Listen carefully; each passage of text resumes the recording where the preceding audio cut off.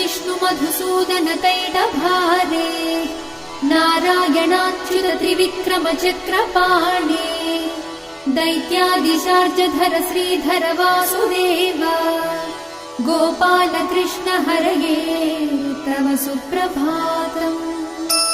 श्री रुक्मिणी सभवनास हरे मुरारे राधेश गोपसि स्वरूप भृगादि वन्द्या श्रीद्वारकाश्रय विकुण्ठपते भुवनैकमूर्ते गोपाल देव हरये तव सुप्रभातम्।